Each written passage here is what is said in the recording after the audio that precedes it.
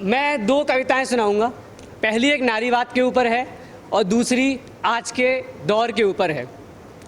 तो किसी को ऑफेंड करने नहीं आया हूँ यहाँ पे। वो दुष्यंत कुमार ने कहा है ना कि सिर्फ हंगामा खड़ा करना मेरा मकसद नहीं, मेरी कोशिश है कि ये सूरत बदलनी चाहिए।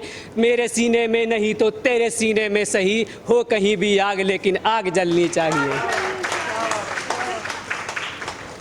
तो कुछ यूँ लिखा था कि मैं समाज का वही पुराना खेल हूँ, मैं समाज का वही पुराना खेल हूँ, वही खेल जो आप अक्सर हर मुकाबले में खेलते थे। ईर्ष्या, घृणा, अपनी मर्दानगी मुझ पे अपने मन मुताबिक ढकेलते थे और बोलते थे कि तुम्हें हक नहीं हमारे साथ चलने का, तुम चूल्हा चौका करो या करो काज स्वेटर सिलने का। मैं एक औरत हूँ और मुझे यही कहते थे सब कि तुम एक औरत की तरह जिया करो, सासू माँ की दवाई, पति का खाना और सिर्फ अपने बच्चों की फिक्र किया करो। तुम एक औरत हो, तुम्हारा आगे बढ़ जाना समाज को नहीं सुहाता है, समझो। तुम्हारा आगे बढ़ जाना समाज को नहीं सुहाता है, समझो।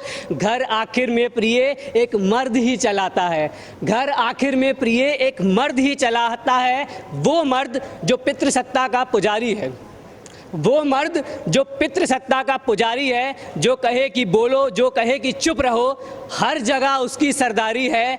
ये कैसा रिश्ता था आखिर जिसमें ना मोह था ना प्यार था, ये कैसा रिश्ता था आखिर जिसमें ना मोह था ना प्यार था। हर जगह हर मोड़ पर सिर्फ औरतों का तिरस्कार था, हर जगह हर मोड़ पर सिर्फ औरतों का तिरस्कार था। सोचती हूँ कि आगे वक्त बदल जाएगा, अब ये मर्द हमें हमारे साथ चलने का हुनर सिखाएगा। सब बदल चुका है सब कुछ, मगर आज भी एक नीयत है जो बदली नहीं लोगों की। आदत है जैसे सदियों से दिमागी रोगों की। मंत्री जी कहते हैं छोटे कपड़े पहनोगी तो कौन रोक सकेगा बलात्कार को। मंत्री जी कहते हैं छोटे कपड़े पहनोगी तो कौन रोक सकेगा बलात्कार को।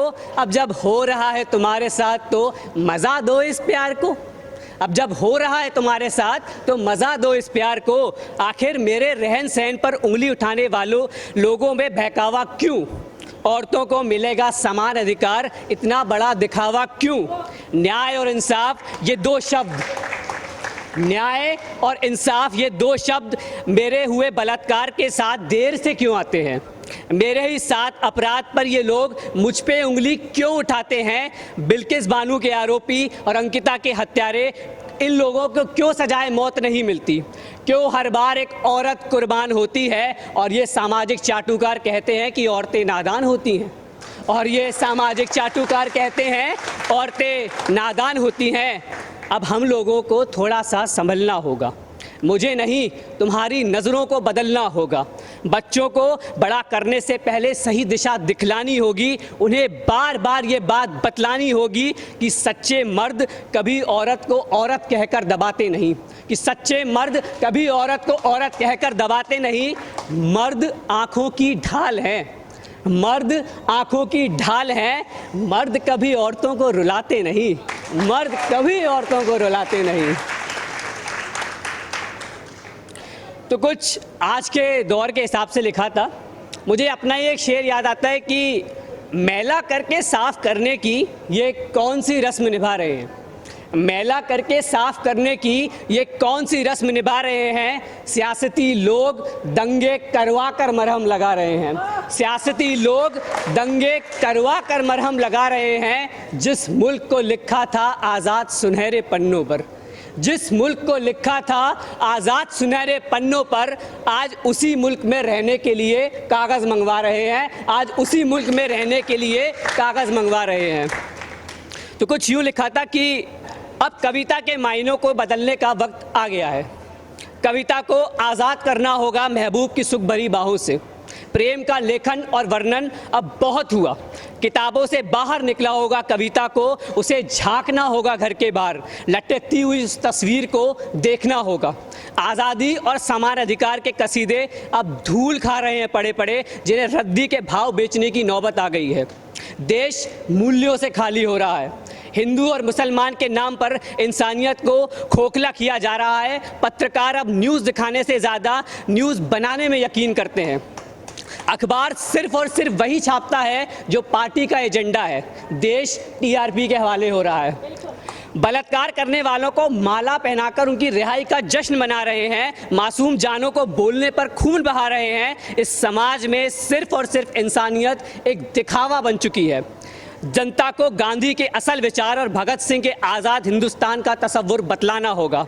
कविता को चमारों, वैश्याओं, किसान, मजदूर सबके आंसुओं का दर्द इस सरकार को बतलाना होगा। जिन्हें नहीं मालूम उन्हें जनता के लिए, जनता के द्वारा, जनता की है ये सरकार का मकसद फिर से समझाना होगा।